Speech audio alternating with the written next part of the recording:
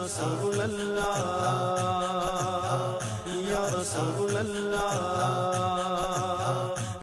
اب میں آپ کو یہاں پہ لے کے آ گیا کہ آپ مکہ شریف پہنچ گئے ہیں، حرم شریف پہنچ گئے ہیں، کعبۃ اللہ پہ آپ کی پہلی نظر پڑ گئی ہے، اور آپ کو یہ لمحہ لاٹری کے طور پہ اللہ پاک نے دیا ہے کہ مانگو مجھ سے کیا مانگنا ہے۔ اور ایک بات بہت اچھی طرح سے سمجھیے گا کہ اللہ رب العزت کو اپنی بارگاہ میں جھکا ہوا سر اور اٹھے ہوئے ہاتھ بہت پسند ہے۔ ہم میں سے کسی نے نہیں دیکھا اللہ، اس کے بعد بھی ہم کہتے ہیں لا الہ الا اللہ۔ ہم میں سے کسی نے نہیں دیکھا محمد رسول اللہ صلی اللہ علیہ وسلم کو، لیکن اس کے بعد ہم اقرار کرتے ہیں کہ وہ ہمارے نبی سرکار دو عالم اللہ کے بھیجے ہوئے پیغمبر ہیں، آخری نبی ہیں جن پہ ہم ایمان لائے۔ یہ سوچ کی بات ہے۔ ہمارے نبی سرکار دو عالم صلی اللہ علیہ وسلم نے صحابہ اکرام سے ایک مرتبہ فرمایا، میں دعا کرتا ہوں اپنے بھائیوں کے لیے کہ اللہ ان کے لیے آسان کر کے فیصلے فرمائے۔ تو صحابہ کرام نے کہا کہ اللہ کے نبی کیا ہم آپ کے بھائی نہیں ہیں؟ آپ نے فرمایا کہ تم ہمارے صحابی ہو، تم نے ہمیں دیکھا ہے، تم نے قرآن کا نزول ہوتے دیکھا ہے، تم نے سنا ہے جبرائیل کا آنا جانا میرے زبان سے، لیکن اسی امت میں ہمارے وہ بھائی ہوں گے جنہوں نے ہمیں دیکھا نہیں ہوگا، جنہوں نے صرف قرآن کی روشنی میں حدیثوں کے مطالعے سے میرے بارے میں سن کے لا الہ الا اللہ محمد رسول اللہ پڑھ لیا ہوگا۔ آپ نے فرمایا اپنے ساتھیوں سے کہ تم اگر معمولی سی بھی کوئی غلطی کرو گے تو گناہگار ہوگے، اور ہماری امت میں ایسے لوگ ہوں گے جو اگر معمولی سی بھی کوئی نیک کام کریں گے جنت کے حقدار ہوں گے۔ صحابہ کرام نے پوچھا یا رسول اللہ اس کا کیا مطلب ہوا؟ آپ نے فرمایا کہ تم صحابی ہو، تم نے معجزے دیکھے ہیں، قرآن کا نزول، قرآن کا ایک ایک آیت کا اترنا، جبرائیل کا آنا جانا، دعاؤں کو قبول ہوتے دیکھا۔ وہ لوگ جنہوں نے کچھ نہیں دیکھا وہ اگر معمولی سا بھی نیک کام کرتے ہیں تو وہ جنت کے حقدار ہوں گے۔ اور ایک بات یہ سمجھیے گا، یہ تو سچ ہے، اس بات کو کہتے رہنا چاہیے کہ گناہوں سے بچو، گناہگار آدمی جہنم میں جائے گا۔ یہ بات بالکل کہتے رہنا چاہیے، گھر میں بھی، اپنے جاننے والوں میں بھی، اپنے ملنے والوں سے بھی ٹوکنا چاہیے کہ دیکھو گناہوں سے بچو، دیکھو خبردار گناہوں سے بچو، گناہگار آدمی جہنم میں جائے گا، یہ سمجھ لینا۔ یہ ڈرانے والی بات کہتے رہنا چاہیے، لیکن ایمان میرا یہ کہتا ہے کہ حشر کے میدان میں ہمارے آقا نبی کریم سرکار دو عالم صلی اللہ علیہ وسلم جب تک اپنے ایک ایک امتی کو جنت نہیں بھجوا دیں گے خود جنت میں نہیں تشریف لائیں گے۔ یہ میرا یقین ہے، یہ میرا ایمان ہے۔ تو ایک آپ اپنی مرضی سے مانگ رہے ہیں، ایک اللہ کہہ رہا مانگو ہم تمہیں دینے کو تیار ہیں۔ اس چیز کا خیال رکھیے گا۔ ایک جملہ کوشش کیجیے گا کہ یاد کر لیں آپ لوگ کہ اللہ تیرے اس مقدس گھر کا واسطہ آج اس لمحے کے بعد سے ہم اپنی بچی ہوئی زندگی میں جب دعا کے لیے ہاتھ اٹھائیں، مولا تو میری نیک و جائز تمناؤں کو پورا کر دے۔ اگر اتنی لائن کہنے میں آپ کامیاب ہو گئے تو آپ یہ سمجھ لیجیے گا کہ بچی ہوئی زندگی کا پورا پیکج آپ نے اللہ سے مانگ لیا۔ اور ہم انسان اپنی کسی بات کو کسی سے کہہ کے مکر سکتے ہیں، لیکن میرا رب ایسا کرنے والا نہیں۔ میرے رب نے جو ارشاد فرما دیا وہ حرف آخر ہے، اور یہی پیغام دینے کے لیے میرے رب نے اپنے محبوب کو دنیا میں بھیجا تھا، اور یہی پیغام میرے محبوب نے جو اللہ کے محبوب نے جو دیا اس پہ صحابہ کرام نے عمل کر کے اور چل کے دکھایا۔ ہم اس سے غافل ہیں۔ ہم دین کی بات جوش کے ساتھ سن لیتے ہیں، جذبے کے ساتھ سن لیتے ہیں، لیکن جب عمل کرنے کا وقت آتا ہے، پریکٹیکل جب کرنا ہوتا ہے تو ہم اپنے مسئلے مسائل کو ڈھونڈ کے اس سے الگ ہو جاتے ہیں۔ حضرت عمر فاروق رضی اللہ تعالیٰ عنہ کے دور خلافت کا موقع ہے مدینہ منورہ میں۔ ایک شخص فیروزان نام کا تھا، بہت ظالم تھا، بہت مسلمانوں کے ساتھ برے سلوک کرتا تھا، اس زمانے میں بڑی تکلیفیں پہنچاتا تھا۔ مصر میں تھا وہ، جب وہاں پر مسلمانوں نے فتح کی اور اس کو لے کے مدینے لایا گیا۔ فیروزان جب مدینے آیا، حضرت عمر کی عدالت میں آیا، تمام کے تمام صحابہ کرام اس وقت وہاں موجود تھے۔ اس نے جس طریقے کے ظلم اور زیادتیاں کی تھی اس کی سزا سوائے موت کے اور کچھ تھا ہی نہیں۔ یہ وہ بھی جانتا تھا اور صحابی بھی سارے جانتے تھے۔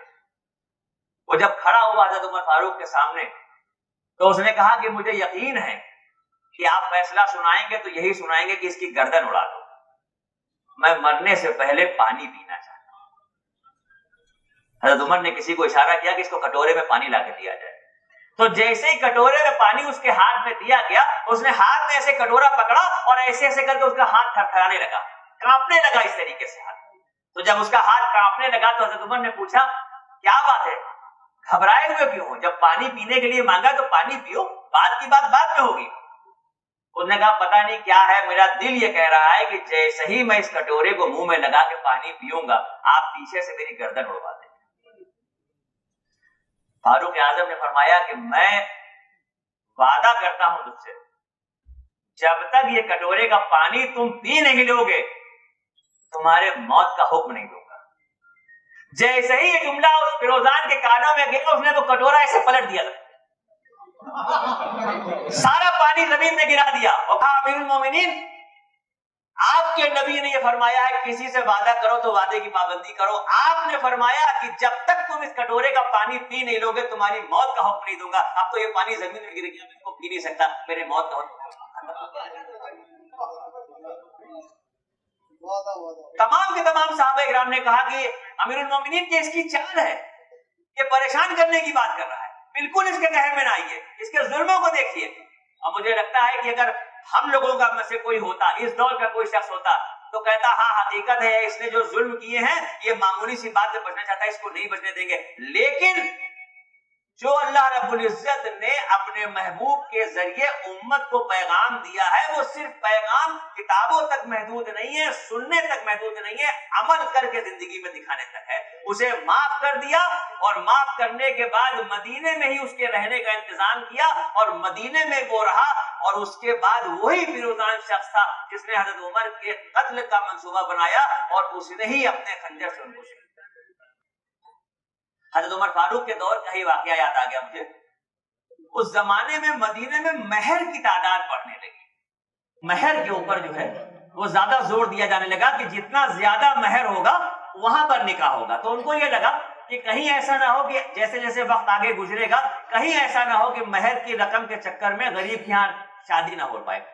تو ایک دن جمعے کے دن, جیسے اپنے یہاں ہوتا ہے کہ جمعے کے دن خطبے سے پہلے امام صاحب کچھ نہ کچھ دین کا بیان کرتے ہیں, امیر المومنین کی حیثیت سے حضرت عمر فاروق نے مسجد نبوی میں ممبر پہ کھڑے ہو کے خطبے سے پہلے جو بیان کیا اس میں بہت سخت لہجے سے یہ جملہ کہا, بہت تلخ لہجے میں کہا, خبردار آج کے بعد سے کوئی اپنی مرضی کا مہر نہیں رکھے گا, میں ایک میعاد مقرر کر رہا ہوں, جتنی رقم میں مقرر کر رہا ہوں خبردار اس سے زیادہ کوئی مہر کی رقم نہیں رکھے گا. بہت تلخ لہجے میں, بہت غصے بھرے لہجے میں یہ جملہ کہا. بہت دراز بوڑھی خاتون آگے بڑھی, بھیڑ میں مجمع میں سڑک کے اوپر آگے بڑھی اور حضرت عمر کا ایسے گریباں جا کے پکڑ لیا, ایسے کر کے گریبان پکڑا اور کہا کہ اب تم اتنے بڑے امیر المومنین ہو گئے ہو کہ قرآن سے الگ ہٹ کے فیصلہ دو گے. قرآن کہہ رہا ہے کہ احد کے پہاڑ کے برابر بھی اگر اور آپ اس کی میعاد مقرر کر رہے ہیں. سوچئے کوئی برداشت کرے گا حکمران آج کے دور کا؟ نہ جانے فریادی کا کیا حال کر دیا جائے. لیکن جیسے ہی ضعیف خاتون کے ہرائے ہوئے گلے سے, تھرتھرائے ہوئے لہجے سے یہ الفاظ اس خاتون کی زبان سے نکلے گریباں پکڑے ہوئے کہ اب آپ اتنے بڑے امیر المومنین ہو گئے ہیں کہ قرآن سے الگ ہٹ کے فیصلہ دیں گے. قرآن کہہ رہا ہے کہ جتنی ہو سکے احد کے پہاڑ کے برابر ہو تو مہر رکھو, اور آپ اس کی میعاد مقرر کر رہے ہیں. تو دونوں آنکھوں میں آنسو چل رہے تھے امیر المومنین کے, اور رو کے کہتے ہیں کہ مجھے آج پتا چلا کہ مدینے کی عورتیں عمر سے اچھا قرآن سمجھتی ہیں. وہ یہ جملہ کون کہہ رہا ہے کہ مدینے کی عورتیں عمر سے اچھا قرآن سمجھتی ہیں؟ یہ جو کہہ رہے ہیں ان کے لیے ہمارے نبی نے ارشاد فرمایا کہ لوکانا بادی نبی لکانا عمر, کہ میرے بعد اگر کوئی نبی ہوتا تو عمر ہوتے. جن کے مقام اور مرتبے کا یہ عالم ہے ان کے اندر ادنا اور شائستگی کا یہ عالم ہے کہ کس طرح عاجزی اور انکساری سے یہ بات کرنی ہے. لہذا ان چیزوں کو بار بار بیچ میں اس لیے بتاتا چل رہا ہوں کہ اگر سفر سے پہلے دل بدل گیا تو پھر مقبول حج کا ثواب لے کے واپس آئیں گے انشاءاللہ. اور دل بدلنے کے لیے کوئی آپ کارڈیولوجی میں جا کے چینج نہیں کرائیں گے, نہ اس کو نرما سے دھلوائیں گے, نہ اس پہ شیمپو یا کوئی عطر لگائیں گے. دل بدلے گا صرف ہماری سوچ سے. جب بھی کبھی دین کی کوئی بات ہو رہی ہو, جب بھی کبھی دین کی کوئی بات ہو رہی ہو تو اس میں دماغ کا استعمال نہ. دین کی بات میں ہمیشہ دل کا استعمال کیجئے، دل نرم ہوتا ہے، دل آپ کو بتا دے گا کہ کیا صحیح کہہ رہے ہو کیا غلط کہہ رہے ہو۔ ایک شعر ایسا ہے جس کو اگر آپ دماغ سے سنیں گے تو آپ کو لگے گا اس سے بڑا جھوٹ نہیں ہو سکتا، اور اگر اسی شعر کو آپ دل سے سنیں گے تو آپ کو لگے گا اس سے بڑا سچ کوئی نہیں ہو سکتا۔ وہ نعت کا شعر ہے، نعت کی شروعات ایسے ہوتی ہے کہ سفر میں جب تلاش کوچے سرکار ہوتی ہے، تصور میں نظر میری سمندر پار ہوتی ہے۔ یہ ایک نعت ہے کسی کی، اس کا جو شعر ہے جس کا میں ذکر کر رہا ہوں کہ دماغ سے اور دل سے سننے میں معنی بدل جائیں گے، اس کا شعر یہ ہے کہ وہاں سے لوٹنے والے یہی آ کر بتاتے ہیں، وہاں سے لوٹنے والے یہی آ کر بتاتے ہیں، مدینے کی گلی کی دھوپ سایہ دار ہوتی ہے۔ اب بتائیے دھوپ کبھی سایہ دار ہو سکتی ہے؟ لیکن مدینے کی ہے اس لیے سایہ دار ہو سکتی ہے، مدینے کی ہے اس لیے سایہ دار ہو سکتی ہے۔ اللہ کے نبی جب معراج کے سفر پہ تشریف لے گئے، اللہ کے نبی جب معراج کے سفر پہ تشریف لے گئے تو رات میں یہ سفر شروع ہوا، براق پہ سوار ہو کے سفر شروع ہوا، اور پہلے مکہ شریف سے جب سفر چلا تو پہلے بیت المقدس پہنچے، اور بیت المقدس کے بعد پھر اللہ کی بارگاہ میں سدرۃ المنتہا پہنچے۔ اس لمحے سے پہلے اللہ کے نبی کبھی بیت المقدس نہیں گئے تھے، یہ پورے مکے کو پتا تھا۔ یہ مکی زندگی کا واقعہ ہے۔ ہمارے نبی کی 63 سال کی زندگی کے 3 پہلو دیکھنے کو ملتے ہیں۔ دنیا میں تشریف لانے کے بعد 40 برس تک کا جو عرصہ تھا وہ مکے میں ایک عام آدمی کی طرح سے گزرا، اور 40 برس کی عمر میں اللہ رب العزت کے حکم پہ نبوت کا اعلان ہوا۔ پھر 40 سے 53 یعنی 13 برس کی نبوت کی زندگی مکے میں گزری، اور 53 برس میں اللہ کے حکم سے مدینہ منورہ ہجرت فرمایا، اور ہجرت کرنے کے بعد 53 سے 63 10 سال کی زندگی مدینہ منورہ میں گزری، اور پھر وہیں دنیا سے پردہ فرمایا۔ تو یہ مکی زندگی کا واقعہ ہے کہ معراج کا جب سفر ہوا، نبوت کے اعلان کے 6 برس اللہ رب العزت نے معراج کے سفر میں بلایا تھا، یعنی 46 برس کی عمر کا یہ واقعہ ہے۔ اس لمحے سے پہلے اللہ کے نبی کبھی بیت المقدس نہیں گئے تھے، یہ سب کو پتا۔ جب معراج کے سفر سے واپسی ہوئی اللہ کے نبی کی تو آپ نے مکہ شریف میں لوگوں کو بتایا کہ بھائی میں رات میں بیت المقدس گیا تھا۔ سڑک پہ کھڑے ہو کے یہ بیان ہو رہا تھا، باتیں ہو رہی تھی۔ ابو جہل بھی وہاں آ گیا۔ ابو جہل وہ نام ہے، ابو جہل وہ شخص تھا مکے کا جس کے سینے میں نفرت کا کالا دھواں بھرا تھا، جو اللہ کا بھی گنہگار تھا، نبی کے ساتھ بھی خطا کرتا تھا، ہر ممکن کوشش کرتا تھا، مشرکین مکہ کے سرداروں میں اس کا شمار تھا، ہر ممکن کوشش کرتا تھا کہ اللہ کے نبی کو کسی نہ کسی طریقے سے تکلیف پہنچائے۔